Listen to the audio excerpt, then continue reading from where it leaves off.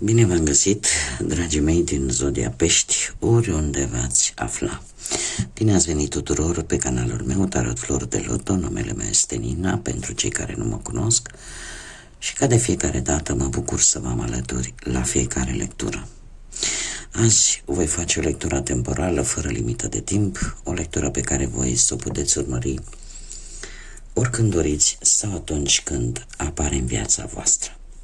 Desigur, dragii mei, un lucru important de care vă rog să țineți cont, și anume faptul că voi vă construiți viitorul, așa că vă rog din suflet să luați decât acele mesaje care rezonează cu voi, iar restul lăsați-le să zboare în univers, pentru că sigur sunt pentru alte energii, pentru alte persoane care într-o mai mică sau mai mare măsură au o legătură cu Zodia Pești. Așa că, dragilor, toți cei care aveți Soare, Lună, Venus, Ascendentul în Zodia Pești, atunci această lectură este de asemenea și pentru voi. Înainte de a începe lectura propriu-zisă, vreau să-mi cer scuze pentru starea mea, care nu este una tocmai bună, dar pentru că voi, împreună cu alte 3 zodii, erați ultimii la care eu trebuia să mai fac lecturi, am hotărât, după care voi lua o mică pauză, am hotărât, indiferent cum, să-mi fac datoria până la capăt, să fac aceste lecturi pentru voi, după care probabil că voi lua. Sănătatea nu este una tocmai bună pentru mine, dar totuși nu am vrut să vă las așa, în aer, pentru că știu cât de nerăbdători sunt unii dintre voi și cât de mult așteaptă aceste lecturi.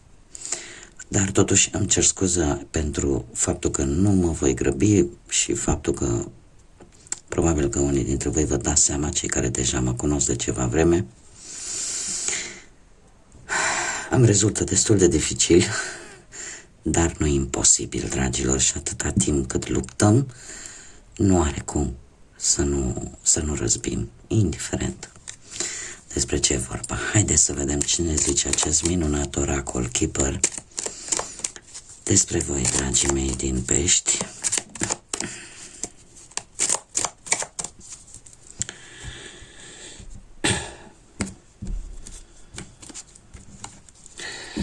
Și haideți să vedem, dragilor, în acest moment, chiar dacă puteți să aveți 20 de ani, puteți să aveți indiferent ce vârstă aveți, dați dovadă de foarte multă înțelepciune în acest moment. Dați dovadă de înțelepciune și de, eu aș spune, de foarte multă armonie, de foarte multă cooperare, de generozitate, de echilibru. Știți cumva cam ce trebuie să faceți.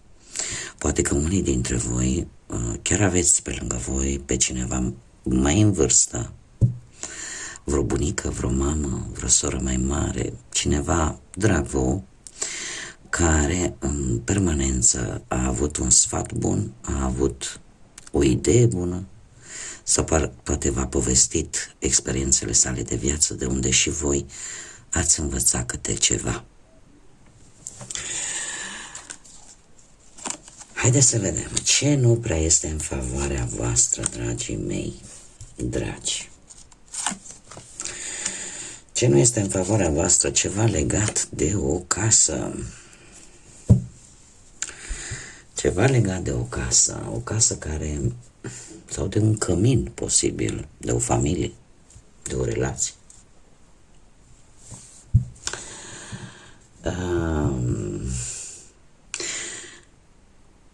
În acest moment, unii dintre voi simțiți parcă că nu sunteți siguri pe ceva, pe o anumită situație, care poate să fie, cum am mai spus, legată strict de o casă, de un imobil, sau de anumiți familiari.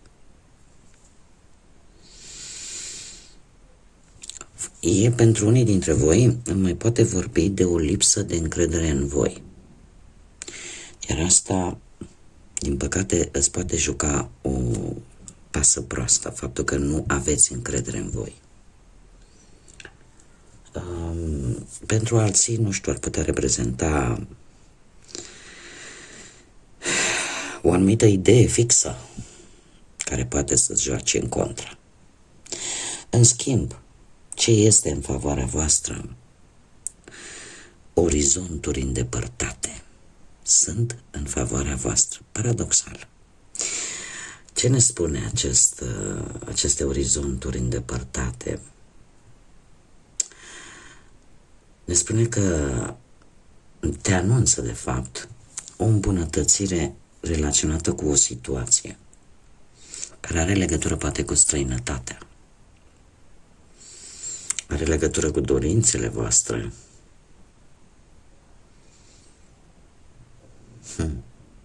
Dragilor, voi fiind o zodie de apă, această carte îmi vorbește tare mult de apă în ceea ce privește, nu știu, dar apele mari, mări, oceane, lacuri foarte mari. Cumva, ce e favorabil pentru voi? Ceva care are legătură cu aceste ape.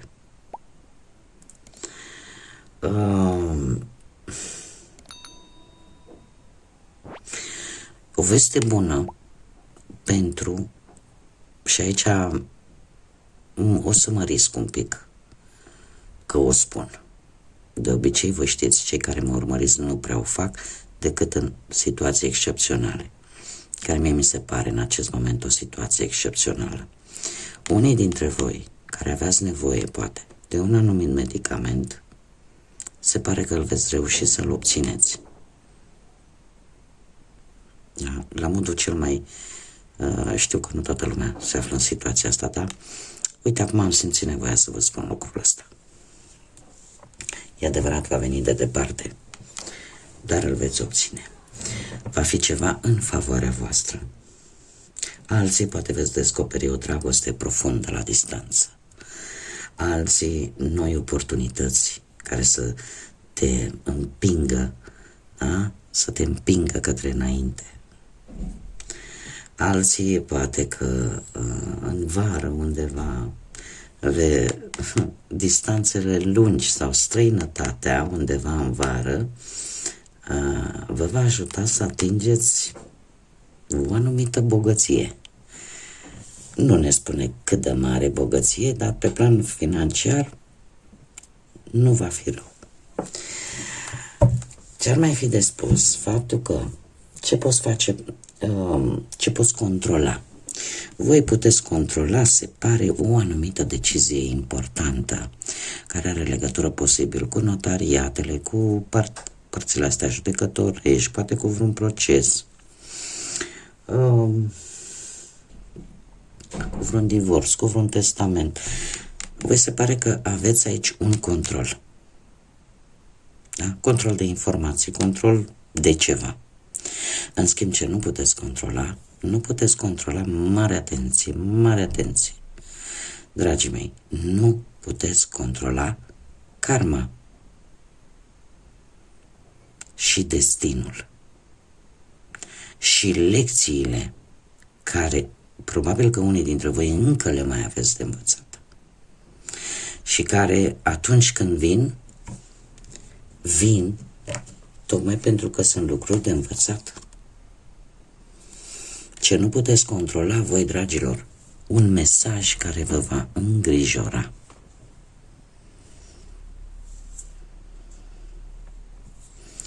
Un mesaj care vă va îngrijora.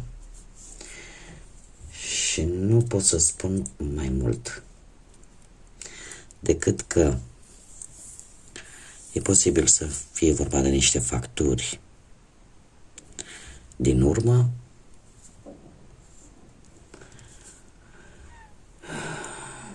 ceva legat, poate, nu știu,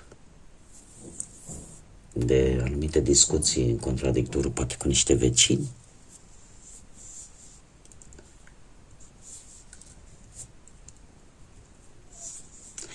Posibil cu anumiți șefi, cu anumiți colegi de muncă, cu o solicitare pe care voi ați făcut-o, dar trebuie să vă spun un lucru. nu puteți controla ce e aici. Așa că nu vă bateți căpușorul că dacă puteam să fac ceva. Nu. Lucrurile astea cumva, într-un anume fel, probabil că trebuiau să se întâmple unele dintre ele. Poate nu toate. Dar că acum și facturile alea, nu toate sunt, știm noi cum sunt facturile în ziua de azi. Dar este ceva foarte mult legat de karmă și de destin. Haideți să vedem ce ne spune și tarotul. Ce vine pentru dragii mei din Pești?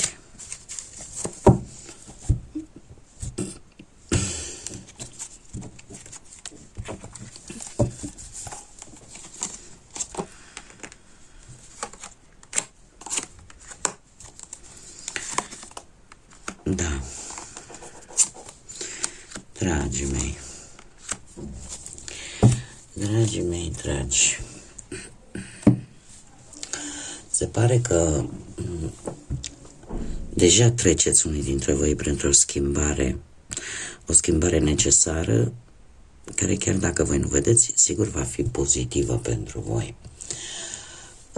Unii poate sunteți în proces de reconciliere, poate cu alții sau poate cu voi înșivă. Da, să vă împăcați cu ceva ce voi poate ați zis, ați făcut, da? Sunt șanse mari în acest moment să reușiți ceva în probleme legale sau de justiție. Dar, de asemenea, această carte îmi vorbește de o lecție importantă pe care voi cumva trebuie să o învățați.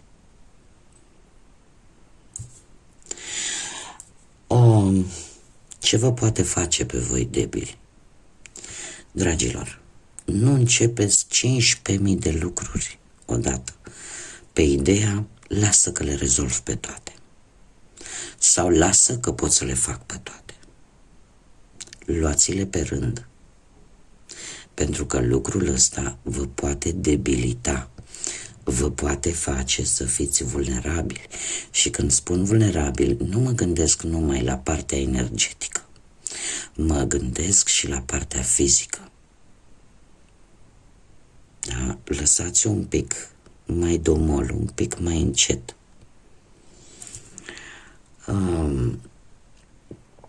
Pentru că vă veți supraîncărca de foarte multe responsabilități și asta o veți face în detrimentul propriei voastre sănătăți, propriei voastre bunăstări, atât emoționale cât și fizice. Și eu aș spune că voi, parcă vă îndreptați așa, mai cărați și pe cineva după voi. După ce că aveți multe lucruri de făcut, duceți pe cineva în spate. Încă mai duceți pe cineva în spate. Acum, ce poți face pentru a îmbunătăți? Ce să vedeți, dragilor? Ia uitați ce avem noi aici. El Diablo. Da? O să ziceți, cum, domne, să îmbunătățesc eu dacă fac ce face diavolul? Nu, dragilor. Această carte, eu v-am mai spus când am avut ocazia, tarotul nu are cărți rele sau cărți bune. O carte bună poate imediat deveni negativă într-un anumit context. Așa cum această carte, care aparent este negativă, sau în principal este negativă, să zicem, vine cu sfaturi bune. Deci, ce puteți voi face să îmbunătățiți viața voastră, situația voastră? În primul și în primul rând, trebuie să realizați că nu sunteți legați de nimeni și de nimic. Și că aveți libertatea încă din naștere pe care Dumnezeu însuși ne-a dat-o de a alege ce facem cu viața noastră. Asta una la mână. Nu există multe persoane care spune ăla rău m-a pus să fac cu tarele lucru. Nu. Deciziile noastre. Da? Deciziile noastre ne pot duce în locuri negre sau în locuri cu lumină. Alt lucru important la care probabil că ar trebui să lucrați. Numai înainte de, când primiți informații, cântăriți-le bine. Nu vă mai luați după ambalaj. Nu vă mai luați după acele vorbe mieroase. Pentru că nu tot ceea ce știți cum e cu mărul frumos și înăuntru-i găunos. Așa e și de multe ori și cu oamenii și cu situațiile.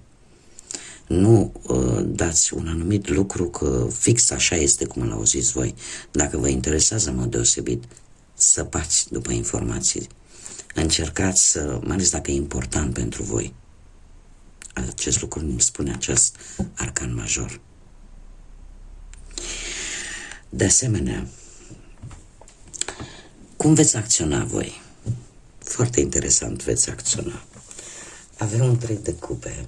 Dragilor, voi vă veți strânge așa cercul vostru restrâns, familia, prietenii, sau persoanele care de obicei voi știți că vă sprijină și că sunt acolo lângă voi în momentele voastre mai negre din viața voastră și veți socializa.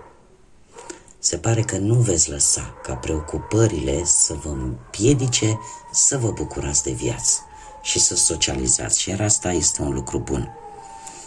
Îmi cer scuze pentru aceste urlete dacă s-au înregistrat. Sunt câinii lui vecinul, nu am ce să le fac. Au o oră exactă când săracii se apucă și urlă.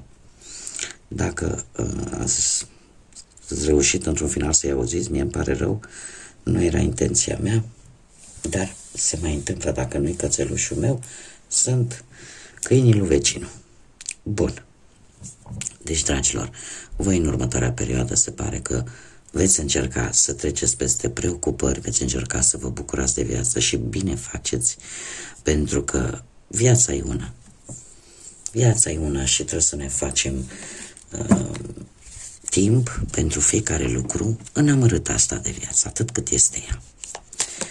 Pentru că nu avem una pentru bani, una pentru a iubi, una pentru a munci. Nu avem, că nu suntem pisicuțe.